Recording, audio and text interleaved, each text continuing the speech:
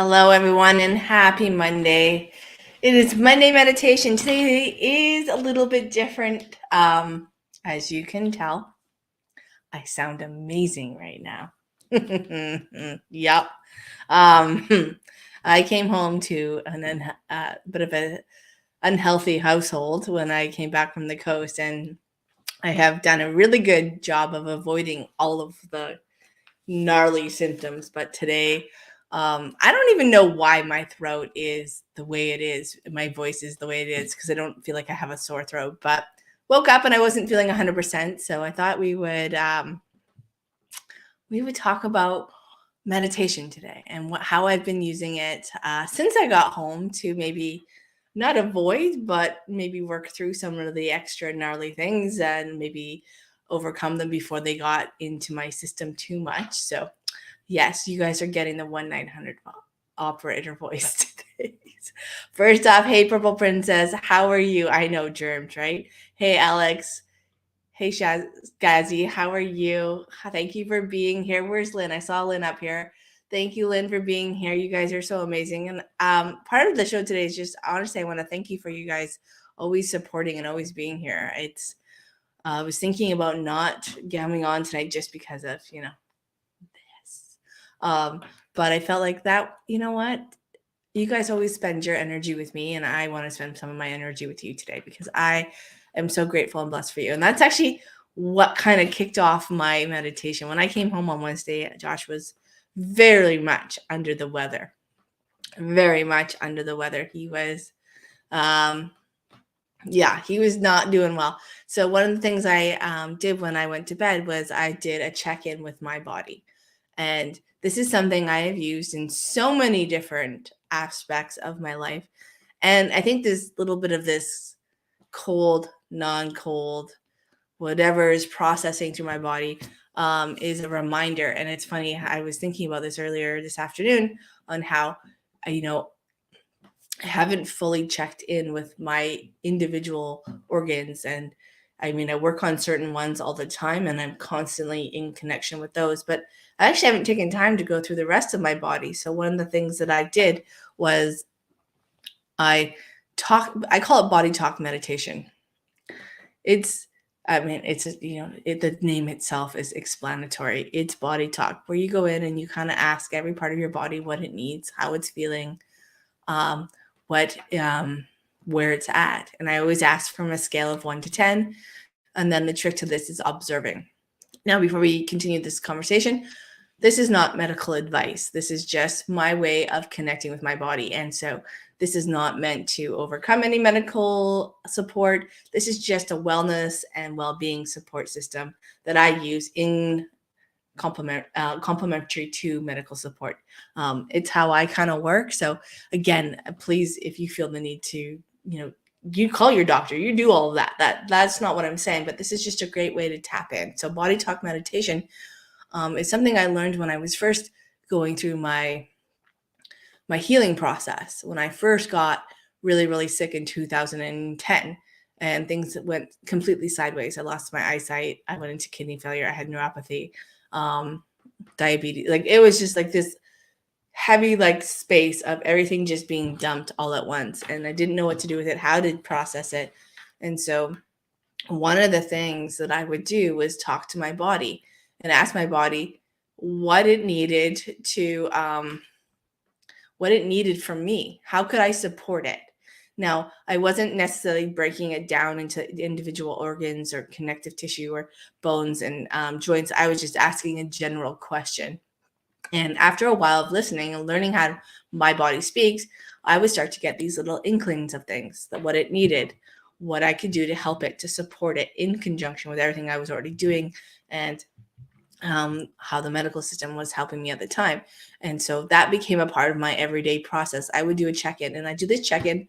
I'm not, this was just my time at the time, was, early in the morning before I would wake up, and then again before I go to bed, because nighttime for me was the worst. It was when the neuropathy seemed to really take over, and it became, a process to even be able to get into that relaxed, calm space where I might be able to drift to sleep. So that was my process. So I started coming back to that. And I will dive into deeper details when I do the next, over the next couple of weeks when we start the show of my journey, my personal journey. And I will expand on everything even more in depth. And it will be, I'm going to start this provided I get my voice back next week.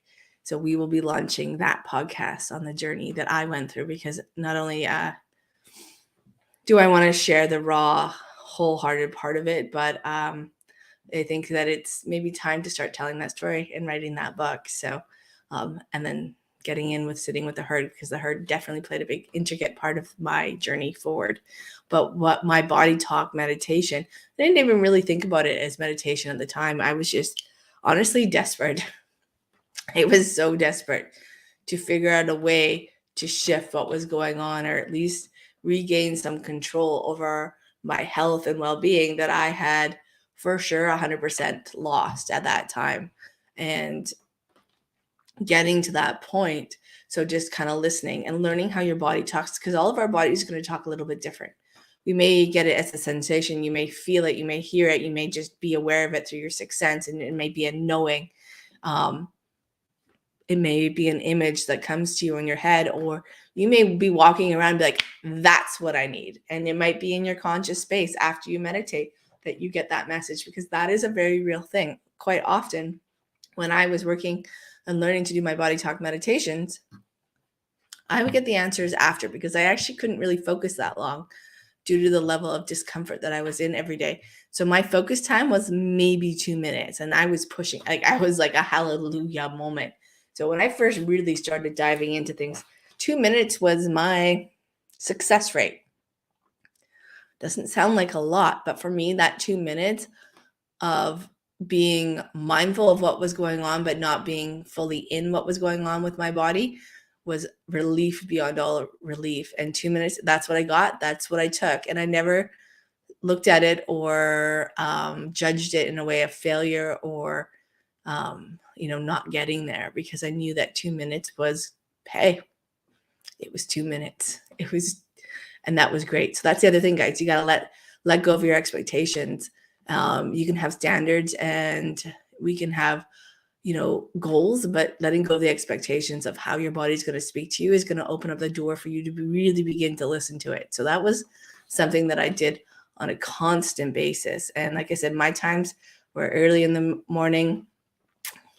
Do you think that you get more if you did 5 minutes instead of 2? Yeah, yes and no. I can actually get a lot now out of 30 seconds. So sometimes, we don't get more. Sometimes we do. It just depends on what you're doing. And at that time, 5 minutes wasn't a possibility for me. It wasn't, because I couldn't focus beyond that. And that was like, really what was going on with the neuropathy. Neuropathy was from the top of my shoulders to down to my hands and through my feet, my legs, like literally my entire body was not functioning well. So no, 2 minutes. Now I get my answers really quickly, because I've done it for over 10 years. So it's just, and I've really honed in that connection and that communication. Like when I did my meditation on Wednesday night, I knew exactly what I needed, probably in less than 2 minutes.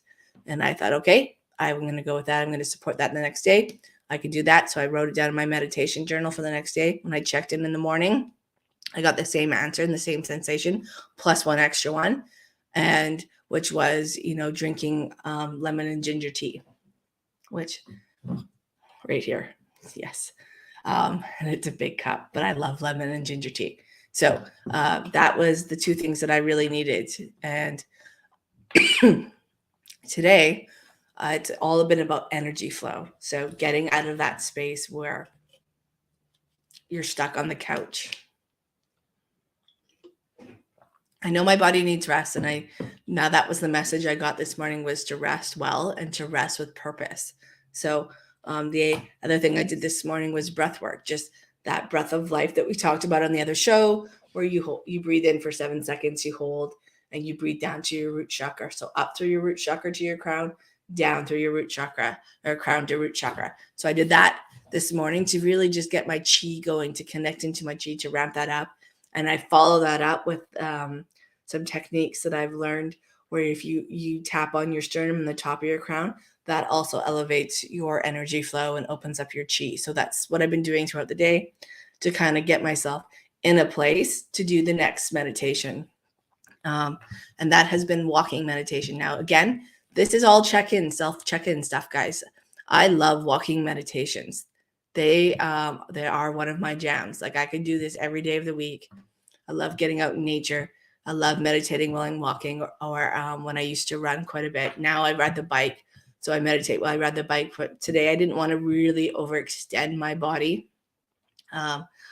So I chose to do walking meditation, and I just walked through my living room back and forth and meditated. And as a part of that meditation, I had a mantra going, like an affirmation, that I am healthy, I'm well, my body will release any symptoms of feeling or being sick easily, quickly, and effectively. And so I just did that for a good 20 minutes. And that was just what I did today. That was my shedding, letting go. And then I took the rest time that I needed. And, I know I sound really awesome right now, but I don't feel I don't feel bad. I just sound worse today than I did yesterday. But when it comes to that walking meditation, it really made a big difference for me. Now everybody will be at a different level. Maybe walking that's not where you're at right now. So maybe it's a sitting meditation, where you bring in those affirmations, where you begin the self-coaching, because the self-coaching is a big part of your process. Coaching and communicating with your subconscious mind can really help shift out any stress or anxiety of feeling unwell. Because I know when we drop into stress and anxiety, that creates this disconnect between our physical body, and it really amplifies symptoms more and more, because we get in our head, and getting out of our head space is super important, because my head can tell me a million different stories. My head has a great narrative up there every once in a while that doesn't always resonate with where I'm at or how I'm actually feeling, but it does like to do the self-talk, and it does like to run away with things. And so I find that these little meditation tools help me stay in and check in with my inner thoughts and my inner voice and my inner narrative and my inner story around feeling the way that I was feeling, or, coaching myself both positively versus negatively, allowing stress and anxiety to creep in. I'm not saying that it won't at times, but I'm saying there are ways to reduce that, and that will support your well-being and your wellness, helping you get on the track of being more and more in tune and connected with your body, so that you can respond versus react. And that's what the body meditation really does. That's what getting your life force going meditation does, that breath of life. And the walking meditation for me. So those are really the ones that I've been focusing on and really enjoying. Do you ever think that there are more undiscovered techniques? Yes, I absolutely do. I think that there is so much more out there. I think that we have this veil that potentially clouds us from our whole soul understanding. I think that we are discovering ways to access that veil and penetrate and move through it. And we are gaining more and more universal knowledge, universal awareness. So I think there's a billion different techniques out there that you can use. And there are ones that we know about. So this is the thing. Your meditation style is going to be what resonates with you, and that could change every day. I have my one meditation that I do on a regular basis, which is the breath of life. And I utilize that every day. But other than that, my meditation changes every day. I don't stick to one thing, because I try to listen to what my whole self needs that day and provide that for my own self connection. And then I do different meditations based on different parts of my life. Like when it comes to hypnotherapy and energy work and the coaching work that I do, I have a certain meditation that I do for that before and after every session, which is about connecting and opening up and then clearing, releasing, and letting go of any energy absorbed or taken on before, during, and after the session. So, but if I have a different meditation that I use to connect to my soul guides or my guardians or well, the light beings, different light beings show up all the time. And sometimes I don't actually have a meditation to connect with them. They're just there and they're like, hello. So you're finally open. Let's talk. I like to explore different techniques too. So that's the other thing, guys. You got to have fun with this. Meditation is a serious thing, but you also have to have fun with it. So, and that's part of the process. And even in this healing process, like the things that I do for my wellness to support my wellness and well-being, this will change too. Tomorrow, I might just be doing the mantra meditation, the breathwork meditation. It will all depend on how I'm feeling. I would like to make sure I got the walking meditation in there, but I don't know. It'll all depend on where my body is at and what it needs that day. And I just really, truly believe that's super important to open that inner communication, because the more we can connect with ourselves, the more we become aware of ourselves. And as we become more aware of ourselves, it really gives us the opportunity to shift to where our energy flows and where our energy goes. And when we can be in connection with that, we can really start to change how we're feeling, where we're at, what we're creating, and how we're creating it. So like I said, this cold definitely had a purpose for me, because I haven't checked in that way in a super long time. And so maybe I made a mental note that maybe this is something I need to be doing on a more weekly, regular basis, maybe a daily basis. So I have to sit with that, and I will be sitting with that once I process through this moment in time. So I think that was the really important piece for me. So that's what I wanted to talk about tonight with meditation, is talking about what you can do to support your well-being and wellness, and finding and discovering your flow and your techniques that, there's meditation, there's mantra meditation, there's self-hypnosis. I mean, there's mindful meditation, when we're being part of the body meditation is actually inspired by mindful meditation, checking in with myself. You would feel, I have gone a week without meditating, actually. It was a while ago, but I actually go through cycles. I am human. Sometimes my life gets a little too chaotic by my own doing, just so we're clear, not because of anything else in the world. And I feel, what's the word I'm looking for? I feel unaligned, I guess is the best way. I feel like I get heady, where intrusive, like not like just like getting down on my, getting more into that insecurity and lack space when I don't meditate.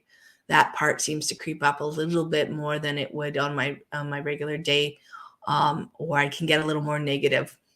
Things bother me more. I think that's the biggest one, is I get a little more agitated with life and unkindness that I see. So I can be a little more responsive and reactive to that. So when I don't meditate, that is definitely what I go through.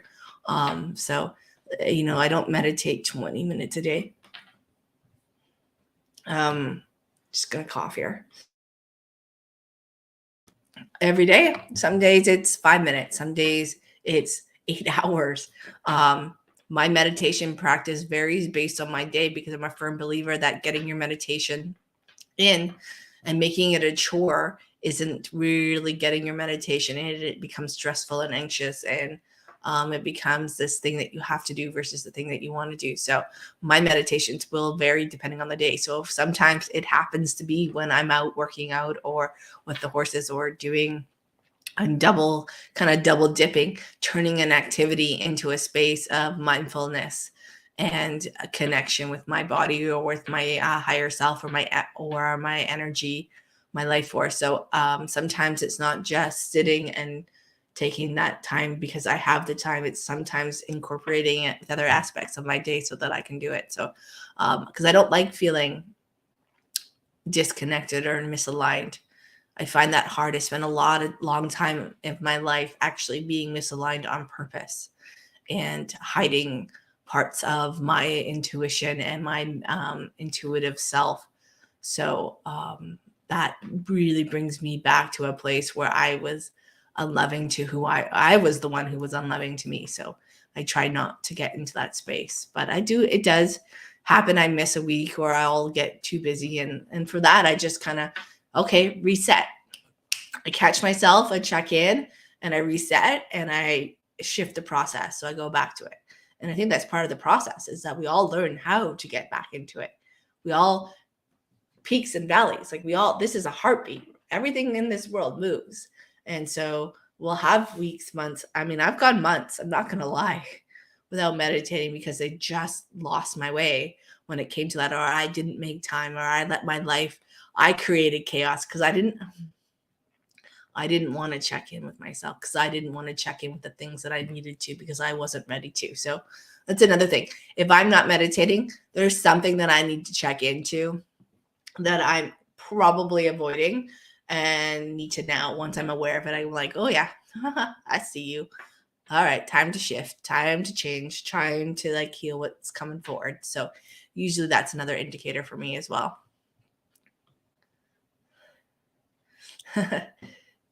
Yes, Tuesdays. Tuesdays are good. Tuesdays are fun. We've been having fun on Tuesdays. But even if you do it once a week, that's perfect. Like once a week is that's a start. That works for you. That's amazing. I think we all have to find our other rhythm. Yeah, we have to find that rhythm. We have to find what works for us. And that's the special part about this process is that we find ourselves in this process. We find pieces of ourselves, parts of ourselves that we reconnect with. And if, again, there's 1,000 different ways to do it, but the way you will do it will be unique to you. And that is what makes it special. That's what makes it profound for you. And that's the best part about this, which I think is the fun part. I mean, let's be honest. See, that is it. That's the fun of it. I'm thinking of those magical places before, but like that is a form of meditation. You're inviting yourself to go on this journey to that space or connect with that space and the magic of it. That's, part of the process. When you're moving through that space of drifting into sleep, you're moving to that space. You're moving into that energy. You're inviting that energy to become a part of you. So when I was younger, I was often drilled into me how to meditate. And I didn't connect with any of it. If anything, I was probably most defiant towards it because I always had this knowing within me that we'll all have a unique way of connecting into our universal light body, and how that works out for all of us is special in its own way. And I stayed true to that, and I fought for that, and I got kicked out of a lot of groups for that, which is fine because that is what it is. And but it's also helped me discover a lot of things that I've discovered that sometimes people look at me and think, I don't know how your brain works, but cool. So that's the other thing is when you find your unique way, then that's the way you should do it. You should find that way for you because that's what's going to matter the most. And that's what's going to get you to that next leveling up or that next source of adventure or that next flow of your journey. And that may change down the road too. So, your meditation style may be this way for 6 months. And then, the next 6 months, it may change a little bit too, but it's just being adaptable and open to the process, whatever that process is in the moment, because it's about being present. And if you give yourself permission to be present without the judgment, without the scolding, without the idea that if you don't do it this way, you're not doing it well at all, without negative energy surrounding the fact that whether you can or can't do it. I mean, I've had some of the most profound, enlightening connections come through when I wasn't meditating on purpose, when I was just allowing myself to be connected. So that's another thing, is as you open that connection becomes more and more a part of your day, and more in flow with you. And you begin to live, speak, and move through that connection. And that connection supports you and guides you. So meditation is a tool to get there. Self-hypnosis is a tool to get there. So that we can be connected as we move through our daily lives. And that's one of the coolest things I found in my journey so far, is that being connected more and more without having to jump in and on purpose be connected. So that's been one of the results that I've had outside of the massive healing. I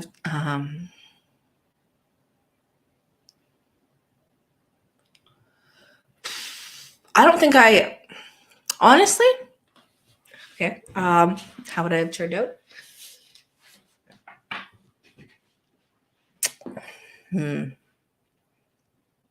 Well, that's a really good question, because I was a bit of a head case back in the day, because I was working really hard not to be me.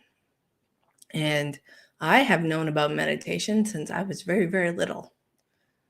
Not because my parents taught me, not because I had access to a lot of people who meditated, but I had this inner knowing and how to connect to the beyond, and how to connect to animals, how to connect to nature, how to speak with nature, how to speak with animals, how to speak to spirits that were trapped here, spirits that were lost, spirits that were in the in-between. So I've always known about it. When I wasn't actively practicing and actively denying, I was miserable. So I think I would be very angry. Some of the traumas that I've gone through in my life, I would not have healed. So I wouldn't be the person sitting here talking to you today. I wouldn't be a person that I am proud of today. I wouldn't be probably a person that I'd like today, to be honest with you. The power of hypnotherapy honestly changed my entire life. It allowed me to find ways to shift my eyesight, shift my kidney health, shift my neuropathy, everything. Help me heal things in my body that my doctors and my specialists told me I would never heal. So I think I would be a very different person if I hadn't found meditation, which led me to hypnosis, because I think I meditated quite a bit, playing sports, doing all that. But when I actively tried not to, or actively denied that, I was very hurt. I was very angry, and I was I wasn't a great person, to be honest, to myself. And I was angry, and I was sad, and all of that. So meditation and actually Reiki energy work actually helped me find a balance. So before I even understood what I was going to do with it, because at that time I had no idea. I was like the the person that was going. I had a really good friend that, God bless her soul, she had patience like no other. And she saw in me the talents and the gifts that I had that I didn't see, or I choose not to see, and wanted to deny for the rest of my life. And so she would invite me to circles, and, just she was a support system, and I would get all defensive and angry and blah, blah, blah, blah. And which I will elaborate on in future podcasts.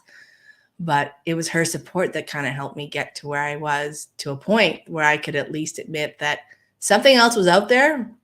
I didn't know what, didn't know if I wanted to know what, but I was open to discovering it. And that's when big life changes happened. So, what else we got here, guys?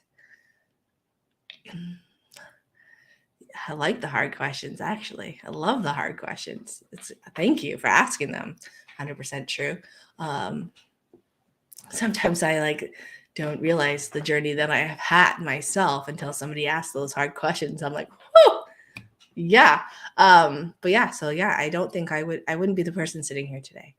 And I'm truly, proud and celebrate the person I am today, not just because of what I overcame, but because I found my purpose. I may not understand what that purpose looks like yet fully, because it's still unfolding, but I have learned to let myself go with the flow and stay in action and in flow with it. So, and I'm excited about that. That we had a fight, right? It's an amazing thing, actually. I owe a lot to this friend of mine who has passed. So, but she taught me a lot about love and loving energy and loving self and loving life and living life. So she has been one of my greatest inspirations, and she still inspires me. Like I still hear her. She comes in and still bosses me around, and she thinks it's quite funny now because it's not just over the phone, but it's in the middle of the night when I'm sleeping because she doesn't pay attention to my office hours. Is there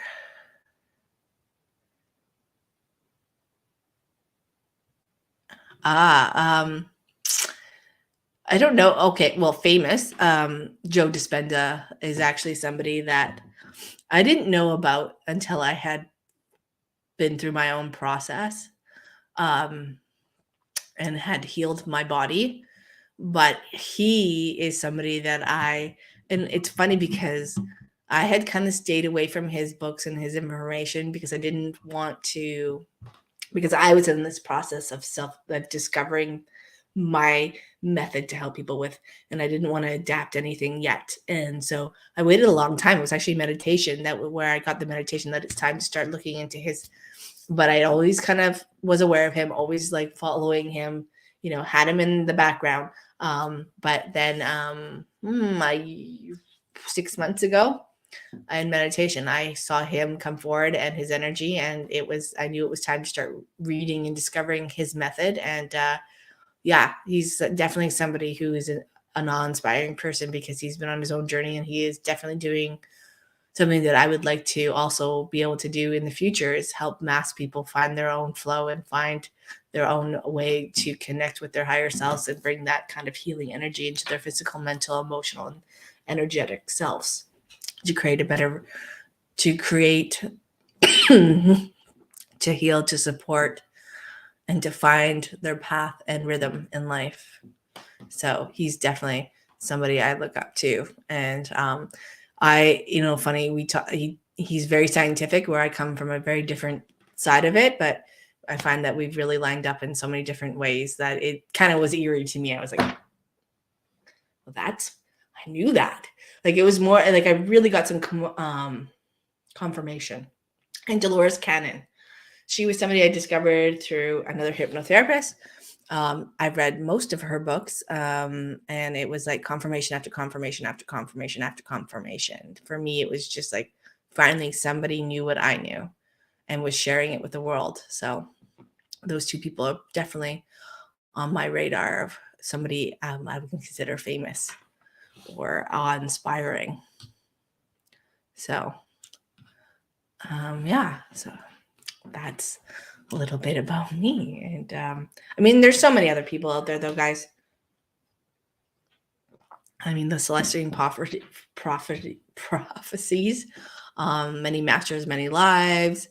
There's just a lot of books. And funny enough, I read a lot of those books when I was 15, 14, 16 years old, and processed and knew what I knew then and got confirmation. But because of where I was at, denied it, so kind of blocked those memories. And it's really funny when you start to open up those memories, how stuff comes back. So again, in meditation and hypnosis, in energy healing sessions with myself, with animals, like so you open up that channel and all of a sudden you get this clarity that you didn't quite have before, or was a bit foggy, and clearing that fog can really help support and inspire your own actions of discovery. So, and that's why I think meditation is super important. I think self-hypnosis is important. However you utilize your practice, however your practice works for you, and what lines up with your daily flow or your weekly flow is perfect.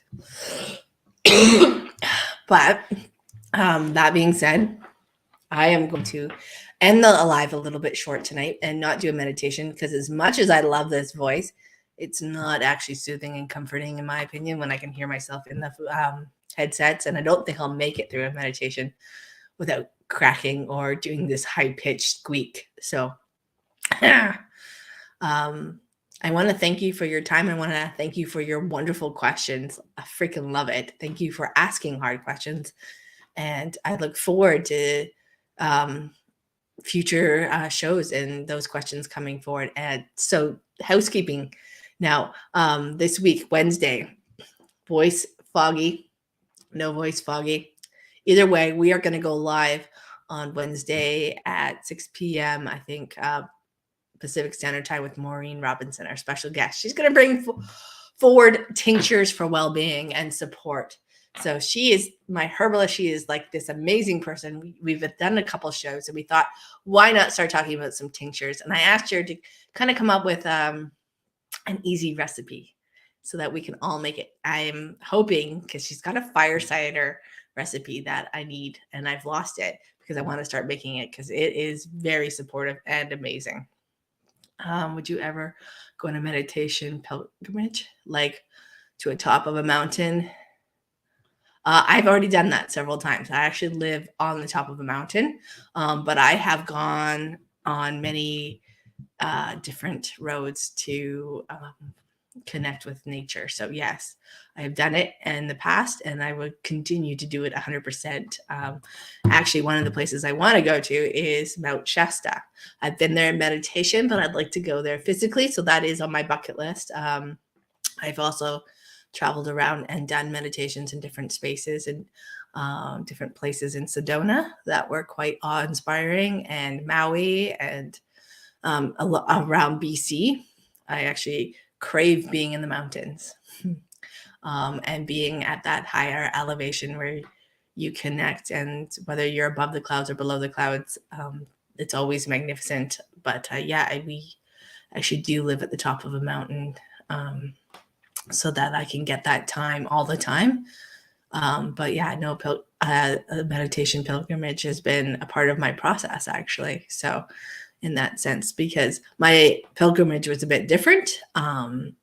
It wasn't through a mountains where my journey began, but it began with horses and getting outside and being outside in nature. So, and that healing vibration of Mother Earth and connecting with the universe at the same time. So, but yeah, no, going on little adventures to off the grid places is definitely something. I didn't get a lot of that this summer just because of my schedule, but next summer I do plan to take some extra and bring you guys along with me, because why not? Why not come along and be a part of the process and feel the energy, be there in person or be there virtually, because that's the point. You can still get the energy no matter where you are if you've connected into the space. So there are some really cool things coming up for 2023, guys. All right, everyone. I want you to all have, and she can meet me. I know, right? You guys, I'm in. Should be on the bucket list. All right. Well, we will talk about that come summertime, springtime. I bet you guys have some beautiful spaces where we could go and we could hike and we could meditate and we could be, either near a body of water or somewhere where we can connect and see what happens. So, all right, everyone, have a wonderful Monday. Thank you for your time. Thank you for your energy. Thank you for your love. Thank you for your amazing questions. Thank you for putting up with my lovely voice today. And I will see you guys Wednesday for tinctures for wellness and well-being and supporting the whole of you each and every day. All right, guys. Thank you and enjoy the week. Sending you much love.